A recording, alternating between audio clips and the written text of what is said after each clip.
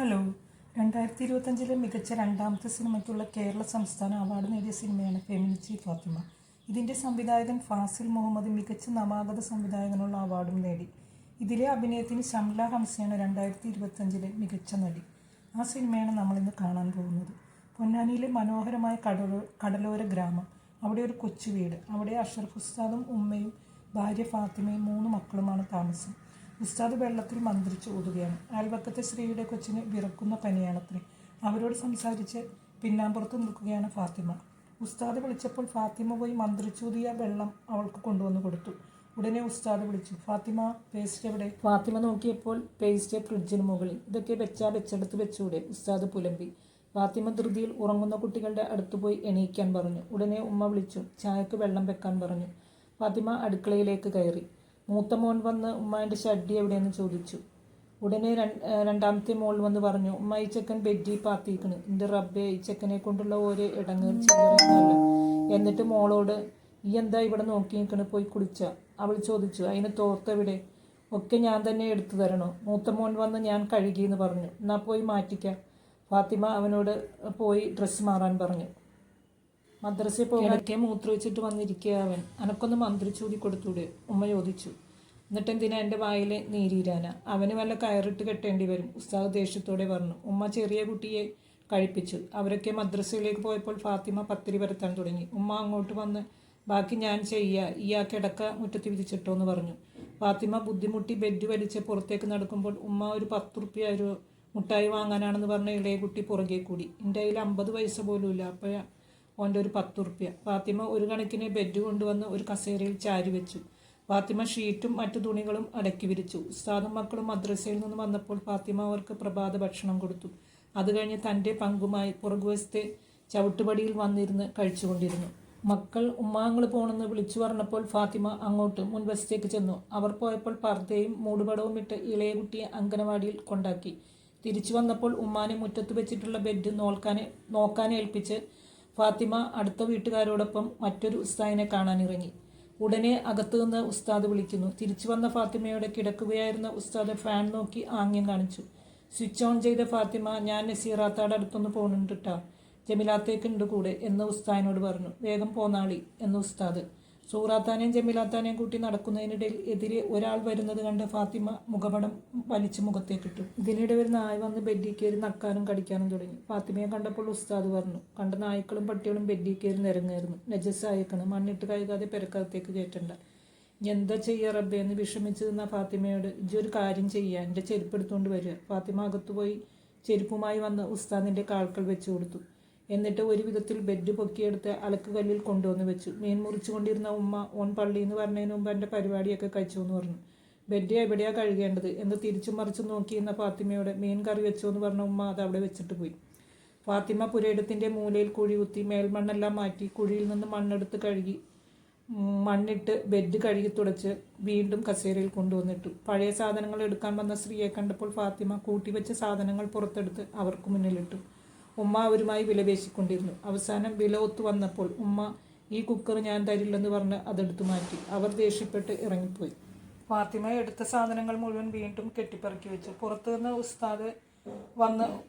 വന്ന ഉസ്താദ് ഉമ്മാനോട് വെള്ളം ചോദിച്ചു. ഉമ്മ ഫാത്തിമയെ വിളിച്ചു. വെള്ളമായി വന്നപ്പോൾ ഉസ്താദ് ഫാൻ്റെ സ്വിച്ചിലേക്ക് വിരൽ ചൂണ്ടി. ഫാത്തിമ ഫാൻ്റെ സ്വിച്ച് ഓൺ ചെയ്തു.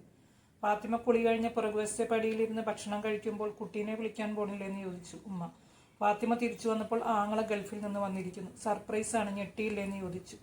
ആകെ നിന്നെ കൂട്ടാനാ പുറത്തേക്ക് ഇറങ്ങണത്, എൻ്റെ ഒരു സർപ്രൈസ്, ഫാത്തിമ പറഞ്ഞു. അളിയൻ ഉസ്താദിന് അക്കർ കൊടുത്തു. ഫാത്തിമയ്ക്ക് ഒരു സ്മാർട്ട് ഫോൺ. അപ്പോൾ സൂറാത്ത് വന്ന് പറഞ്ഞു, എൻ്റെ ബെഡിൽ അതാ നായ മൂത്രമൊഴിക്കുന്നു, ഇനി ഇതെങ്ങാനും പെരക്കകത്തേക്ക് കയറ്റിയാലുണ്ടല്ലോ, ഉസ്താദ് പറഞ്ഞു. ഫാത്തിമ ബെഡും നോക്കി വിഷമിച്ചു നിന്നു.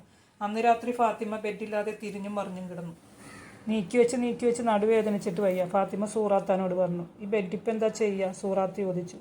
ഓളെ അശ്രദ്ധ കൊണ്ട് പറ്റിയതല്ലേ, ഓളെന്താച്ചാ ചെയ്തോളും, ഉസ്താദ് പറഞ്ഞു. ഇതിനിടെ ഉസ്താദ് ഫാത്തിമാനെ അകത്തേക്ക് വിളിച്ചു. ഫാത്തിമ, എൻ്റെ ഫോൺ എടുത്ത് ഉമ്മാക്ക് കൊടുക്ക്. എൻ്റെ ഫോൺ അനക്ക്, എൻ്റെ ആങ്ങളെ കൊണ്ടുവന്ന പുതിയ ഫോൺ എനക്ക്, അല്ലെങ്കിൽ എന്നെ പെരയിലിരിക്കുന്ന പെണ്ണുങ്ങൾക്ക് എന്തിനാ ഫോൺ? ഫാത്തിമ വീണ്ടും ഉസ്താദിനോട് ചോദിച്ചു. ബെഡ് എന്താ ചെയ്യുക? ഞാൻ കൊണ്ടുപോയി കഴുകട്ടെ? നജസിനോടാ എൻ്റെ കളി, എവിടെയെങ്കിലും കൊണ്ടിട്ടാളാം. എന്നാൽ പിന്നെ നിങ്ങളെ എനിക്കൊന്ന് മേടിച്ചേരി, എനിക്ക് ബെഡില്ലാതെ കിടന്നിട്ട് നടുവേദനിക്കണം. ഞാനെല്ലാം നിൻ്റെ ഉറക്കം കളഞ്ഞെന്നും നീ പുറത്തു കൊണ്ടുപോയിട്ട് ശ്രദ്ധിക്കാത്തത് കൊണ്ടാണെന്നും 2 പെണ്ണുങ്ങളുള്ള ഈ ചെറിയ വീട്ടിൽ അത് ശ്രദ്ധിക്കാതിരിക്കാൻ മാത്രം എന്ത് പണിയാണെന്നും ഉസ്താദ് വാദിച്ചു. ഫാത്തിമ തിരിഞ്ഞു നടന്നപ്പോൾ ഫാനിൻ്റെ സ്വിച്ചിന് നേരെ കൈ ചൂണ്ടിയ ഉസ്താദ് അതിടാതെ ഫാത്തിമയെ വിളിച്ചു. ഫാത്തിമ വന്ന് സ്വിച്ച് ഓൺ ചെയ്തു. ഫാൻ ശബ്ദത്തോടെ കറങ്ങി. രാത്രി ഉറക്കം വരാതെ നടുവേദനയുമായി ഫാത്തിമ കിടന്നു. ഉസ്താദ് ഫാത്തിമയുടെ അടുത്തേക്ക് വന്നു കിടന്നു. മറ്റു ഉസ്താദമാർക്കൊക്കെ 4ഉം 5ഉം മക്കളുണ്ടെന്നും നമ്മൾ മാത്രം 3-ൽ നിൽക്കുവാന്നും ഉസ്താദ് പറഞ്ഞു. ഫാത്തിമ ബെഡ് വാങ്ങാത്തതിനെ ചൊല്ലി ഉസ്താദുമായി വഴക്കിട്ടു. എൻ്റെ നാക്ക് പുഴുത്തു പോവാതിരിക്കാൻ ഞാൻ പടച്ചവനോട് പ്രാർത്ഥിക്കാം എന്ന് പറഞ്ഞ് ഉസ്താദ് ദേഷ്യപ്പെട്ട് എഴുന്നേറ്റ് പോയി. പാട്ട് പെറുക്കാൻ വന്ന സ്ത്രീയോട് നീ എന്തിനാ ഇങ്ങനെ പാടുപെടുന്നത്, നിനക്ക് കെട്ടിയോനില്ലേന്ന് ഉമ്മ ചോദിച്ചു. കുട്ടികളൊക്കെ പഠിക്കില്ലെന്നും ഞാനും കൂടി വേല ചെയ്താൽ നല്ലതല്ലേ എന്നും അവർ പറഞ്ഞു. പോകുന്ന വഴി ബെഡ് കണ്ടപ്പോൾ കൊടുക്കുമോ എന്ന് അവർ ഫാത്തിമയോട് ചോദിച്ചു. നായമുള്ള ഇതാണ്, ഫാത്തിമ പറഞ്ഞു. അത് സാരമില്ല, വീട്ടിലേക്കാണ്, ഞാൻ കഴുകിക്കോളാം എന്നവർ പറഞ്ഞു. ഫാത്തിമ സമ്മതിച്ചു. അവർ സന്തോഷത്തോടെ ബെഡും കൊണ്ടുപോയി. ഉസ്താദ് തിരിച്ചു വന്നപ്പോൾ ബെഡ് കാണാനില്ല. കാര്യം അറിഞ്ഞപ്പോൾ ആരോട് ചോദിച്ചിട്ടായി അത് കൊടുത്തത്, കുടുംബത്തിൻ്റെ നാഥൻ ഞാനല്ലേ എന്നായി ഉസ്താദ്. ഫാത്തിമ പഴയതുപോലെ വീട്ടുജോലികളുമായി കൂടി. സൂറാത്ത ബെഡ് ഇൻസ്റ്റാൾമെൻറ്റിന് കൊടുക്കുന്ന ഒരാളെയും കൂട്ടി വന്നു. ആദ്യം 1000 രൂപ അഡ്വാൻസ് കൊടുക്കണം. ഫാത്തിമ ഉമ്മാനോട് ചോദിച്ചു. എൻ്റെ കയ്യിൽ ഉമ്മാടെ കയ്യിൽ സെക്കാത്ത് കിട്ടുന്ന പൈസയുണ്ട്, അത് ഞാൻ മക്കത്ത് പോകാൻ കൂട്ടി വെച്ചിരിക്കുക. ഉമ്മ പറഞ്ഞു. അനക്ക് സെക്കാത്ത് കിട്ടിയതൊക്കെ എന്ത് ചെയ്തു, ഉമ്മ ചോദിച്ചു. അത് ഞാൻ ഓരിക്ക് കൊടുത്തു, ഫാത്തിമ പറഞ്ഞു. 1000 രൂപ താൻ കടമായിട്ട് തരാമെന്ന് സൂറാത്ത പറഞ്ഞു. ഇൻസ്റ്റാൾമെൻറ്റുകാരൻ പുറത്ത് വെയിറ്റ് ചെയ്യുന്നുണ്ട്. ഫാത്തിമ തട്ടം കൊണ്ട് മുഖം മറിച്ച് മുൻവശത്തേക്ക് വന്നു. അയാൾ പേര് ചോദിച്ചപ്പോൾ സൂറാത്ത ഫാത്തിമ എന്ന് പറഞ്ഞു. അല്ല, അഷ്റഫാണേ എന്ന് ഫാത്തിമ തിരുത്തി. എല്ലാ മാസവും 2-ാം തീയതി താൻ കാശിനായി വരുമെന്ന് അയാൾ പറഞ്ഞു. അവർ 3 പേരും ചേർന്ന് ബെഡ് പൊക്കിയെടുത്ത് അകത്തേക്കിടാൻ ഒരുങ്ങവേ ഉസ്താദ് അങ്ങോട്ട് വന്നു. നിങ്ങൾ പലിശ ഈടാക്കിയിട്ടല്ലേ ബെഡ് വിൽക്കണത്, അത് എൻ്റെ പെരക്കകത്തേക്ക് കയറ്റിയ നീ സമാധാനമായിട്ട് അതിൽ കിടന്ന് ഉറങ്ങൂലെന്ന് അയാൾ കട്ടായം പറഞ്ഞു. വന്നവർ ബെഡുമായി തിരിച്ചുപോയി. ഇമ്മാതിരി പരിപാടിയായിട്ട് ഇനി ഇങ്ങോട്ട് ഇറങ്ങരുതെന്ന് പറഞ്ഞ് സൂറാത്താൻ്റെ നേരെ തിരിഞ്ഞു. ഞാനിനി എൻ്റെ ഒരു പരിപാടിക്കുമില്ലാന്ന് ഫാത്തിമാനോട് പറഞ്ഞ് സൂറാത്ത പോയി. ഫാത്തിമ വിഷമത്തോടെ പുറകുവശത്ത് വന്നു നിന്നു. ഉമ്മ നിങ്ങൾ ടെൻഷനാവണ്ടാട്ടാ, അങ്ങോട്ട് വന്ന മോൾ സമാധാനിപ്പിച്ചു. രാവിലെ പല്ല് തേച്ചുകൊണ്ടിരുന്ന ഫാത്തിമയുടെ അടുത്തേക്ക് ലേശം ഷുഗറുണ്ട്, അതുകൊണ്ട് നടക്കാനിറങ്ങിയത് എന്ന് പറഞ്ഞ് സൂറാത്ത വന്നു. കുറച്ചപ്പുറത്തുള്ള റുക്കിയാൻ്റെ വീട്ടിൽ ഒരു ബെഡ് ഉണ്ടെന്നും അത് അവർ പാങ്ങക്ക് കൊടുക്കാൻ വെച്ചിരിക്കുകയാണെന്നും എൻ്റെ പണി കഴിഞ്ഞാൽ നമുക്കൊന്ന് പോയി നോക്കാമെന്നും സൂറാത്ത പറഞ്ഞു.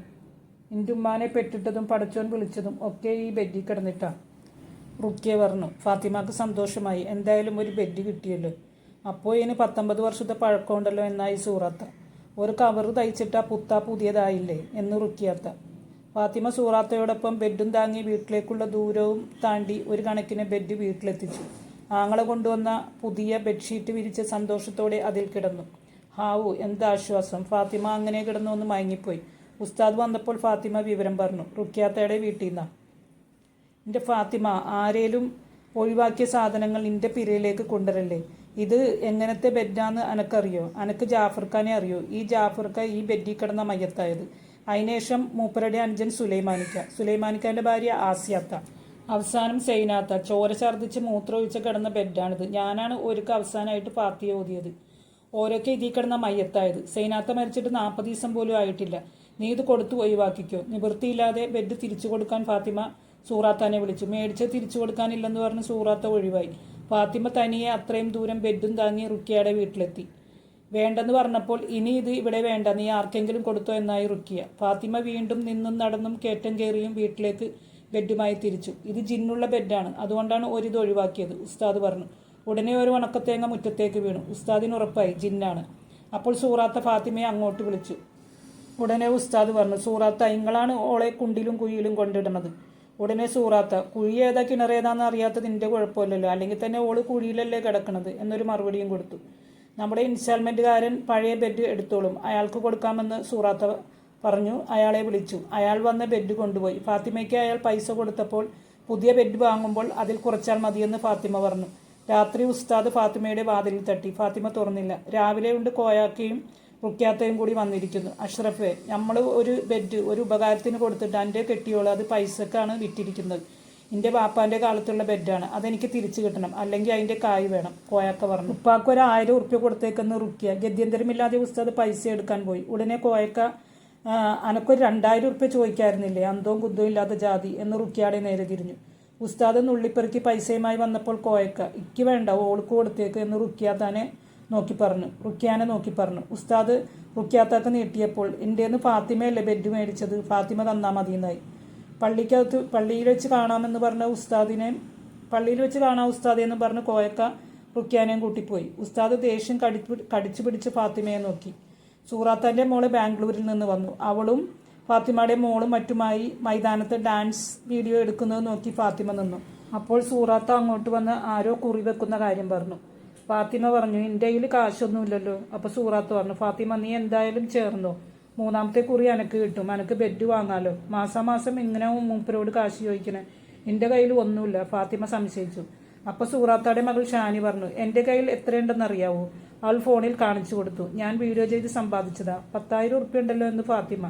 ഞാൻ ഒറ്റക്കുണ്ടാക്കിയതാണ്, ആ കുട്ടി പറഞ്ഞു. അപ്പോൾ സൂറാത്ത ഫാത്തിമയോട് പറഞ്ഞു, എന്നെപ്പോലെ അല്ലല്ലോ ഓള്. ഉടനെ ഫാത്തിമ പറഞ്ഞു, കുറിക്ക് ഞാനും ഉണ്ട്, 1000 ഉറുപ്പ്യല്ലേ, ഞാൻ കൊടുത്തോളാം.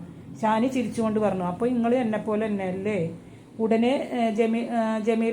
ഉടനെ സൂറാത്ത പറഞ്ഞു, അപ്പം എൻ്റെ ഇപ്രാവശ്യത്തെ 1000 ഞാൻ കൊടുക്കാം, അടുത്ത മാസത്തേക്കുള്ള 1000 ഈ ഒപ്പിച്ചാൽ മതി. അപ്പോൾ ഫാത്തിമാനെ അഷ്റഫ് വിളിക്കുന്നെന്ന് പറഞ്ഞ് ജമീല അങ്ങോട്ട് വന്നു. ഫാത്തിമ ചെന്നപ്പോൾ ഉസ്താദ് കിടന്ന ഫോണിൽ സ്ത്രീ സ്വാതന്ത്ര്യത്തെക്കുറിച്ചുള്ള വീഡിയോ കാണുകയാണ്. ഫാത്തിമയെ കണ്ടപ്പോൾ ഫാനിൻ്റെ സ്വിച്ചിലേക്ക് വിരൽ ചൂണ്ടി. ഫാത്തിമ ദേഷ്യത്തോടെ സ്വിച്ചിട്ട് അകത്തേക്ക് പോയി. ഫാത്തിമ രാത്രി ഫോണും നോക്കിക്കിടന്നു. ഇടയ്ക്ക് നടുവേദന കാരണം നടുവിന് കൈവെക്കുന്നുണ്ട്. അവൾ സ്വന്തമായി വീട്ടിലിരുന്ന് പൈസ സമ്പാദിക്കുന്നതിനെക്കുറിച്ചുള്ള ഒരു വീഡിയോ ആണ് കാണുന്നത്. രാവിലെ ഉസ്താദ് കറണ്ട് ബിൽ കൂടി, ഏതു നേരം നീ ഫോണിൽ കുത്തിവെച്ച് നോക്കലല്ലേ എന്ന് ഫാത്തിമയെ ചീത്ത വിളിച്ചു. ബില്ല് ഇങ്ങോട്ട് തന്നേക്ക്, ഞാൻ കൊടുത്തോളാം, ഫാത്തിമ പറഞ്ഞു. നിന്ന നിപ്പിൽ ഉസ്താദ് പറഞ്ഞു, ആ ചെരുപ്പ് ഇങ്ങോട്ട് എടുത്തേ, കണ്ണൂർന്ന് നോക്കിക്കോളി. ഫാത്തിമ വിട്ടില്ല.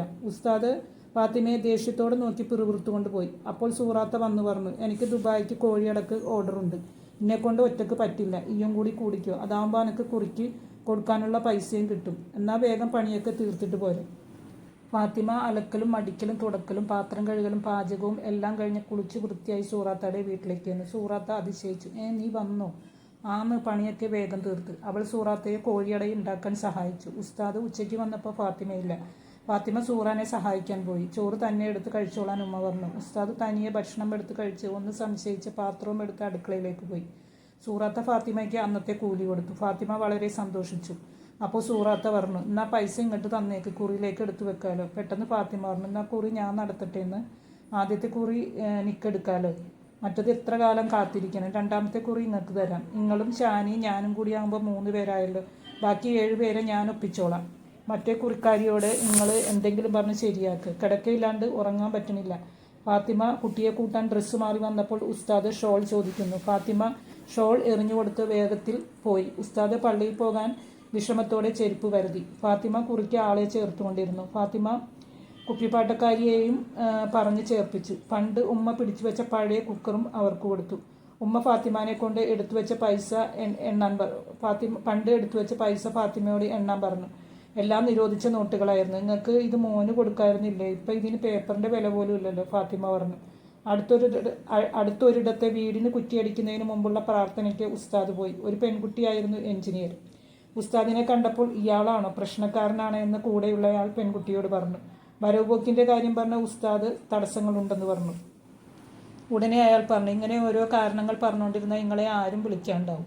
ഉടനെ ഉസ്താദ് പെൺകുട്ടിയെ ചൂണ്ടി, ഒരു പെണ്ണിൻ്റെ, പ്രത്യേകിച്ച് ഒരു പർദ്ദയിട്ട പെണ്ണിൻ്റെ കീഴിലാണോ നിങ്ങളൊക്കെ പണിയെടുക്കുന്നതെന്ന് ചോദിച്ചു. ഓൾക്ക് മുളകിട്ട് ഒരു നല്ല മീൻകറി വെക്കാൻ അറിയും, ഒരു പറമ്പ് കൊടുത്താൽ ഓള് നല്ലൊരു വീടുണ്ടാക്കി കാണിച്ചു തരും, അയാൾ പറഞ്ഞു. മിണ്ടാതിരുന്നു, ഓള് ഫെമിനിസ്റ്റാണ്.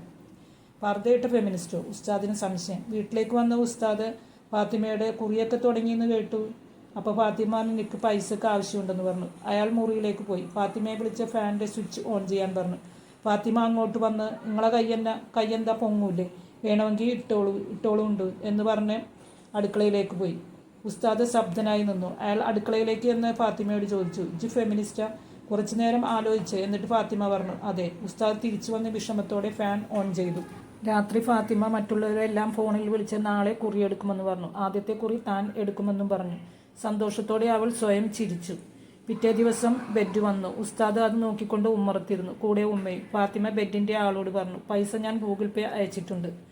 അയാൾ പറഞ്ഞു, പൈസ കിട്ടി. ഉസ്താദ് ആലോചനയോടെ ഇരുന്നു. ഫാത്തിമ കുട്ടികളോടൊപ്പം അന്ന് രാത്രി സുഖമായി കിടന്നുറങ്ങി. ഉറക്കമില്ലാതെ ഉസ്താദും. നിങ്ങൾക്ക് എൻ്റെ വീഡിയോ ഇഷ്ടമായെങ്കിൽ ലൈക്ക്, ഷെയർ ആൻഡ് സബ്സ്ക്രൈബ്.